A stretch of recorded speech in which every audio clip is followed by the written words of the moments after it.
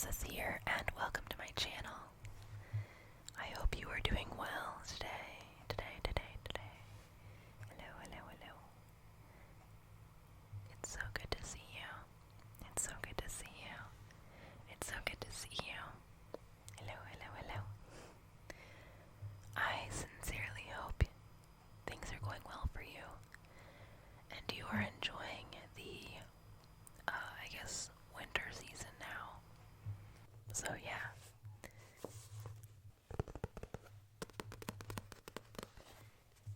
This lovely book is called The Otherside of Midnight, and I freaking love it. I think it sounds better when the person has an English accent, so forgive me, I do not have one. It is by Simone St. James.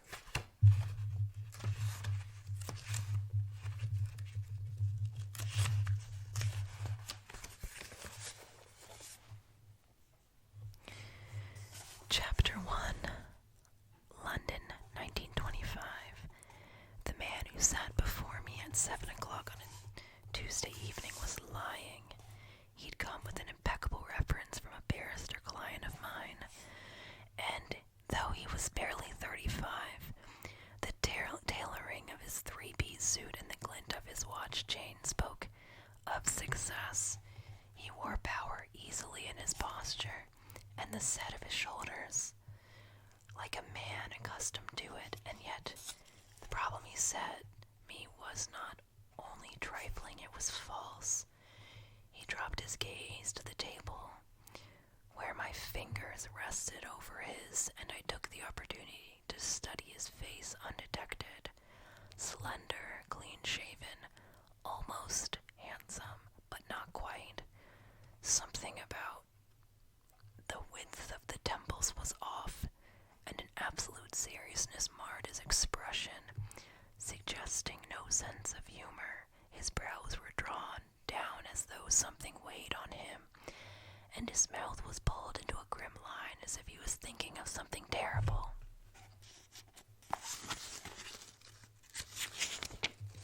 And knew, whatever his true reason for consulting a psychic, he was not giving it away.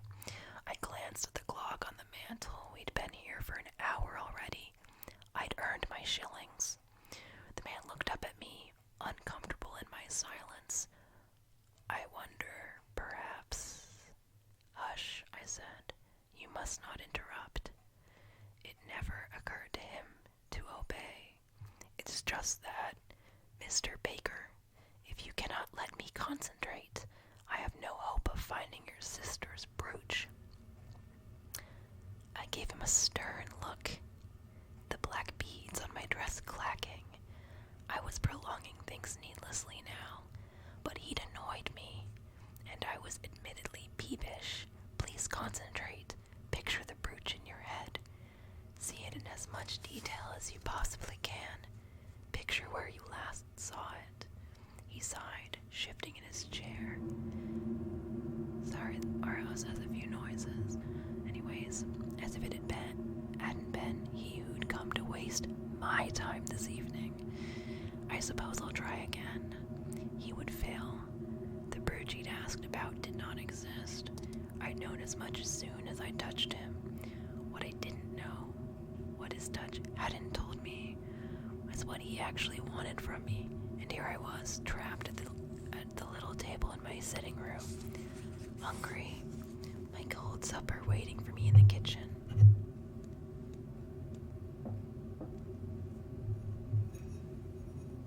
Sorry.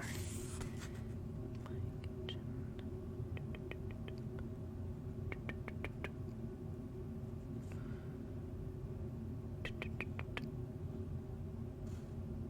If this man didn't want to be honest, then he could suffer in one of my hard chairs a little bit longer. I waited for a stretch of minutes, my eyes closed, as the clock ticked on the mantel.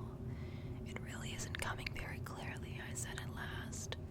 Mr. Baker, who is no more Mr. Baker than I was, squirmed just a little. Perhaps I should come again another time. No, truly, I can find it. Sometimes it takes a little while, that's all.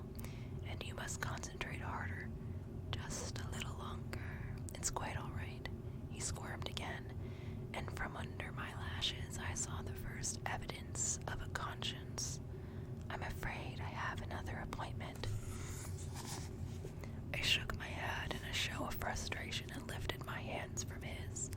But of course, we've run out of time, haven't we? I'm sorry the brooch did not appear to me, Mr. Baker. No, you mustn't apologize. I insist. Now he seemed almost annoyed. His gaze wandered off and clouded over the disappointment as if he'd expected something else entirely from this evening and was already forgetting my existence. Perhaps I'll come and try again another time. I stood, pushing my chair back coolly. You could, but that wouldn't make an interesting story, would it? He frowned. I beg your pardon. For your newspaper. My peevishness was fleeing now, leaving only tiredness behind. I assume you write for one. Famous psychic debunked, perhaps, or Seer bilks the innocent of money may also work, though I can't imagine why any newspaper would want yet another story about people like me. I don't know what you mean. His outrage was convincing. He pushed his chair back and stood as well, and though he was only slightly taller than I was, he somehow seemed much larger. Do you honestly take me for a journalist? Honestly, you don't look like one. You dress too well and your demeanor is wrong. Honestly, Mr. Baker, I don't know what you are, but a journalist is the only kind of person who would go to elaborate lengths to get a referral, then come here and waste my time with a false story about a valuable brooch. He went very still. I looked at his face. Of course, I knew it was false. Though if you like, you can publish in your newspaper that I found the toy soldiers you lost when you were 8. That's what you were really thinking about just now. Here it is. Your brother Tommy took them. He broke them in half and fed them to the dog while playing African Explorer. There was a long beat of silence. I hadn't meant to say that. Not exactly. It had just come so clearly to me. The crisp fall day, the little boy roaring as he pretended the dog was a man-eating tiger, eagerly snapping up Stanley and Livingston. I wonder whether the dog had gotten indigestion from the enterprise. It seemed likely, though the vision didn't specify. A shadow crossed the vision of the boy, something foreboding, but I pushed it away. Mr. Baker was looking at me with a shocked expression people wore when they first realized I was telling the truth. There's no way you could know that, he said softly. No way at all. This was a telling moment. People came to me for answers, yet they were always knocked on their heels when I actually gave them. Some customers tittered nervously, others grew angry and defensive, accusing me of trickery or lying. Those were the dangerous ones, the truth, even one so small as the fate of a few wooden soldiers, affected everyone differently. You couldn't predict it. It was why I kept my client list so select. But the look on Mr. Baker's face was one I hadn't seen before. He stared at me with a sort of profundity, as if I'd answered a question he hadn't even known he'd been asking, and yet the revelation seemed to strike him as a blow, and his look of desperate misery almost made me step back. It was the look of a man who had just seen proof of hell's existence and answered one of life's deepest questions, and not the answer he wanted to hear. Mr. Baker, I said, keeping my voice level, I'm asking you to leave the premises. He swallowed, and something indescribably sad crossed his features. If only you'd let me explain. There's no need. My voice rose, almost to shrillness. I wanted no part of the sadness and desperation on his face. None at all. I'm well acquainted with the local constable.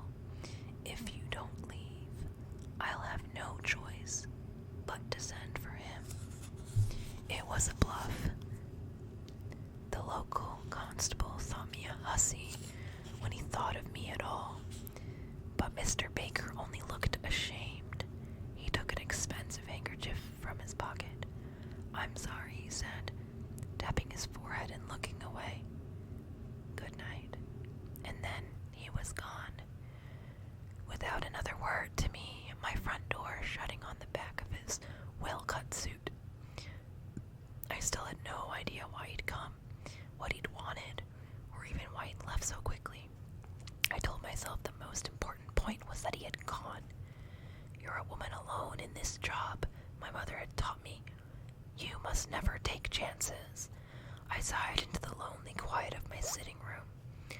I looked around at the narrow-shined sofa, the heavy draperies over the front window, the plum velvet curtain hanging artfully over the door to the corridor. In the middle of the room was the session table, a simple square with a flowered tablecloth and wooden chairs on opposite sides. Every piece in the room had been picked out by my mother. At least he paid me in advance, I said to no one. The room stared silently back at me. Theatrical, my mother had called the decor, yet respectable. It's the sort of look that works best. The fantastique. That was what my mother had called herself. It had made my father uneasy, and the neighbors had never approved. But seances were a very lucrative business. For as long as I had memory, there had been a small hand-painted sign in the window next to our front door. A crystal ball with striped rays emanating from it. The fantastique, it read, psychic medium, spirit communication. Do you have a message from the dead? Everyone, it seemed, had someone dead they wanted to talk to. It looks a bit like a sunset, I'd said to my mother, of that painted crystal ball when I'd been old enough to notice. It's theatrical, yet respectable, she replied. It's the sort of look that works best. Then my father died in the war, and my mother and I were left alone in our little house in St. John's Wood. My mother grieving and eventually sick. She taught me everything she knew, and when she died 3 years ago, what was I to do? Her clients still needed someone. The money was good enough and steady. I was beholden to no one. Now, the fantastique was me. But I meant to get the sign changed. The fantastique now found lost things. That was her only offering. She didn't do seances anymore. I left the sitting room, through the velvet curtain, and went up the small staircase to my bedroom. On the first floor, I undid my dress, a custom creation, dripping in black jet deeds that had been my mother's, and set it carefully in the wardrobe. It was the fantastique's only costume. I disposed of my stockings and heels and untied the black scarf wound in my hair. I brushed out my shorter waves with a silver-backed brush. Then I tied a silk wrapper over my underthings and went barefoot to the kitchen, making a stop in the lab to wash the makeup from my face. Supper was set on the table, a dome placed over it. I removed the dome and looked at a chop, a potato, and cooked carrots. I had a daily woman who came, cleaned, and prepared a few meals, and left again always while I was working. She didn't mind me, and I didn't mind her. I paid her on time, and she ensured I had a bottle of wine uncorked by supper. It works out well enough, I sat and ate in silence. Work always made me ravenous if it didn't give me headaches. I cleaned the plate of every crumb, trying not to think of Mr. Baker, of the sadness in his eyes. I wondered whether I should buy a gramophone to break the silence. But no, the image of a girl alone, listening to a gramophone, seemed a lonely one. After supper, I poured myself my first glass of wine for the night and took up my cigarettes. It was the first week of September, with summer just beginning to let go, and the cold and dark not yet arrived. Night had fallen when I stepped into my tiny back garden. There was no breath of heat on the breeze, but the stars were clear, and the air that slid down the neck of my wrapper was warm enough to be soothing. I lit a cigarette, and in the flare of the match, I saw a man at the back gate. I stilled. He stood in the lane that ran behind the row of houses, the wrought iron fence barely reaching to his chest. He loomed as tall as he had in my sitting room. "I'm sorry," said Mr. Baker. I couldn't see him in the darkness after the match died, but I didn't hear him move any closer. "I can scream," I said, my voice curiously calm. "There are neighbors in every direction. I don't mean to frighten you," he said from his place in the dark. "Really, I don't. You needn't scream," says every weirdo in the dark.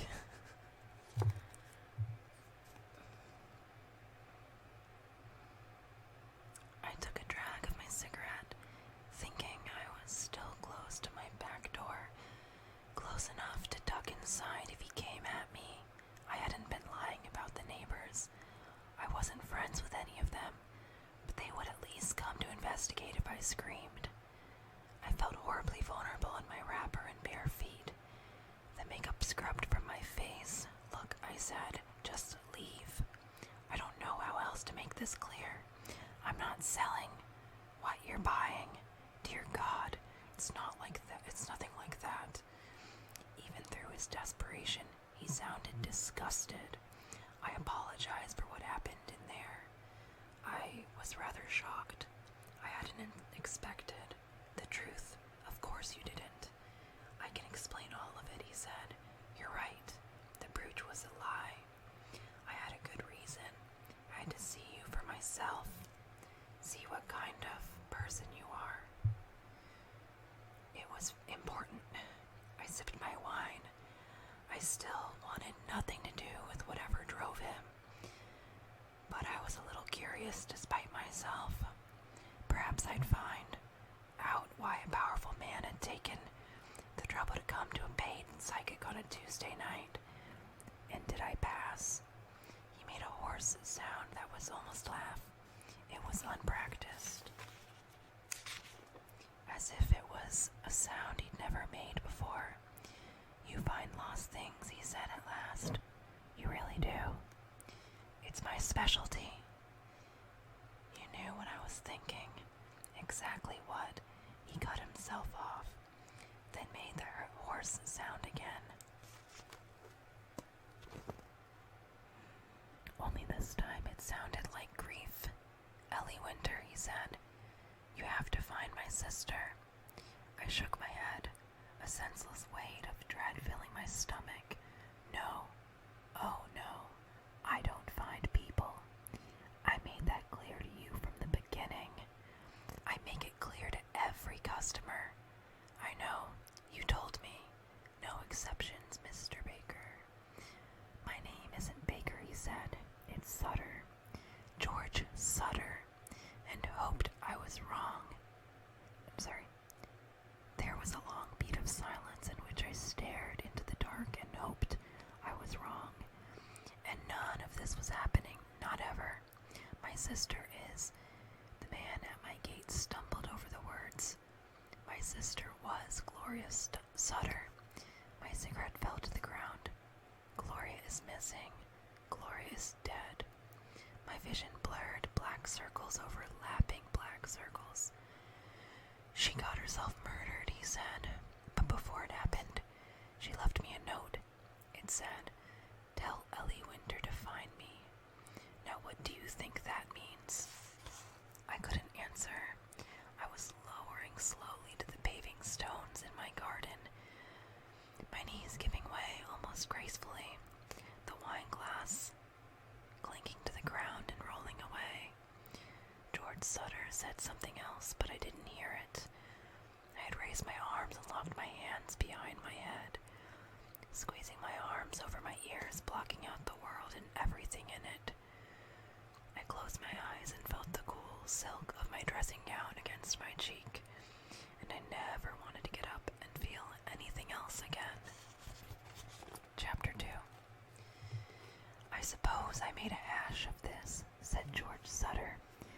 As he stood awkwardly in my kitchen, I didn't foresee that it would upset you quite so much.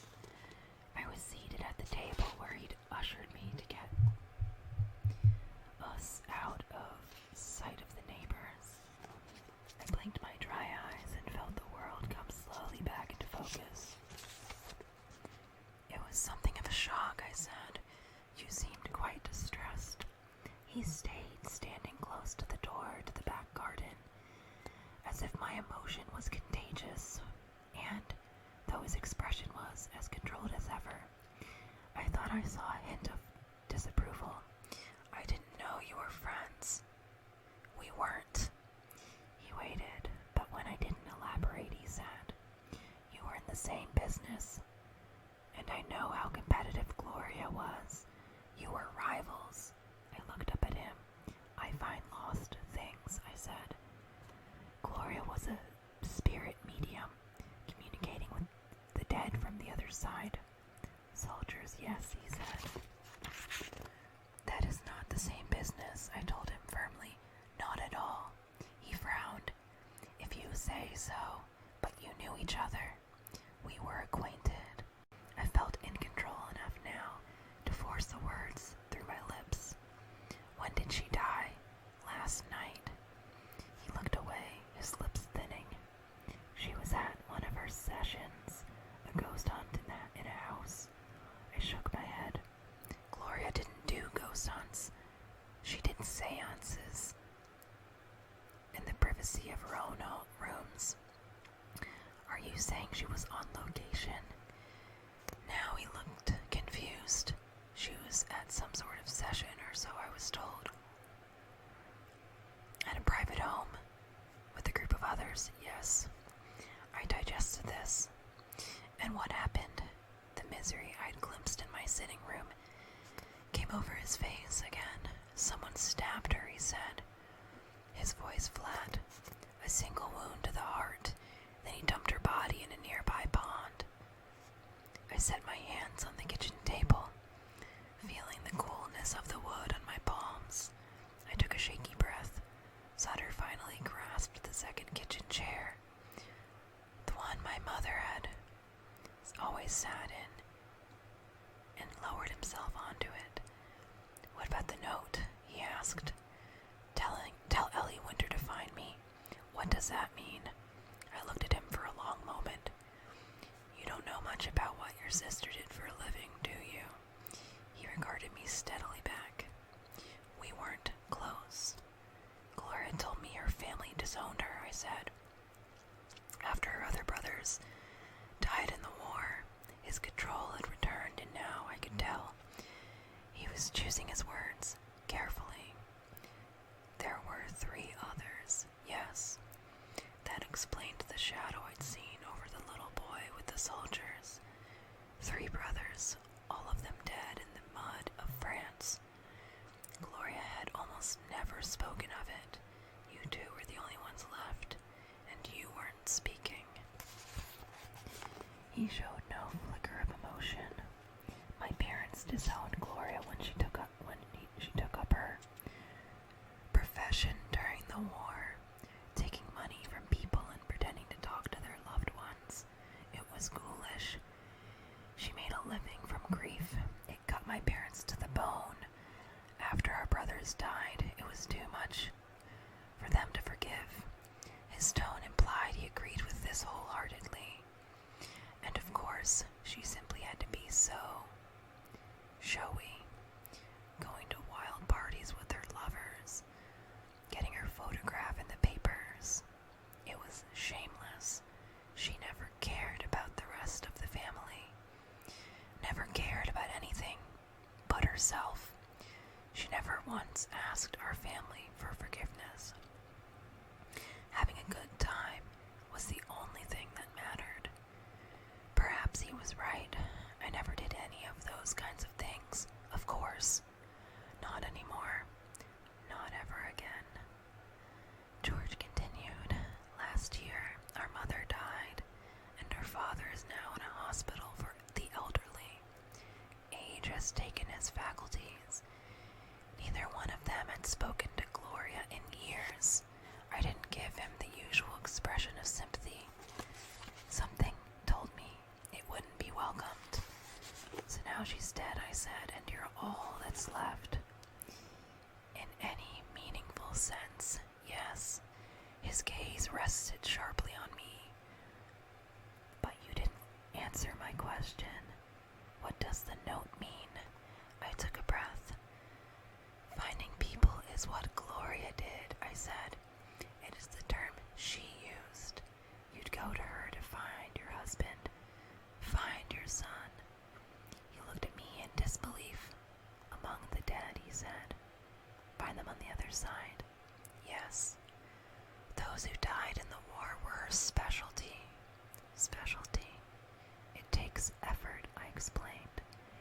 The exact soul you're looking for may not be there, may not hear you calling. It may be wandering lost. In that case, Gloria would find it, and then she'd communicate with it. And you believe all this? Gloria, I said carefully, had a great many satisfied customers. George grunted. And can you do this thing? Can you find her? I felt a brief note of panic as I thought of the sign next to my front door. Mr. Sutter, I told you, that is not what I do. And yet she seemed to think you could do it. I rubbed my eyes, suddenly more exhausted than I could ever remember being. That wasn't who I was anymore. I had decided on that years ago, and if I hadn't exactly been happy since, at least my life had been quiet and peaceful. Mr. Sutter, I'm very sorry for your loss, but your family disowned Gloria. You think she was a fraud of the worst kind. I'm not certain exactly what you want from me, and frankly, I don't even know if I want to help you at all. He seemed to think this over. He leaned back, crossed his arms over his chest, and regarded me. Gloria and I had not spoken in 7 years, he said. I have a townhouse here in London, but it is under renovation, so I have been staying in a hotel. The hotel is called the King Richard. It is not the fanciest hotel in London, nor is it the lowest. It's modest, and it's near where I need to be for work, which is why I chose it. I raised my eyebrows and stared at him, waiting for him to continue. Gloria knew nothing of this, of course, he said, and yet last night, when I arrived at my hotel after supper at my club, I found that note I speak of. It had been left for me at the front desk. Gloria's note. I'm a careful man, Miss Winter, and I've examined the note thoroughly. It is most definitely in her handwriting. The clerk at the front desk described her in every detail. Gloria was rather unforgettable, as you know. There was no chance of fraud in this case. Gloria knew where I was. She could have left a note for you directly. But she didn't. She left it for me, communicating with me for the first time in 7 years. And 6 hours after she left that note, she was dead. And what of the people who were with her last night, I said. What of the police? Scotland Yard is involved, yes. They have interviewed the people who were with her. Low characters, all of them. A murder weapon has not been found, and an arrest has not been made. They claim they have no cause for an arrest as of yet. Then you should let them do their jobs. Gloria wanted you involved. No, I said, shaking my head. Everything was closing in on me. No. I believe you'll find me a very persistent man, Miss Winter, and I have some connections in law and government that you may find unpleasant to deal with. What does that mean? What connections? My meaning is clear enough, I think. He regarded me impassively.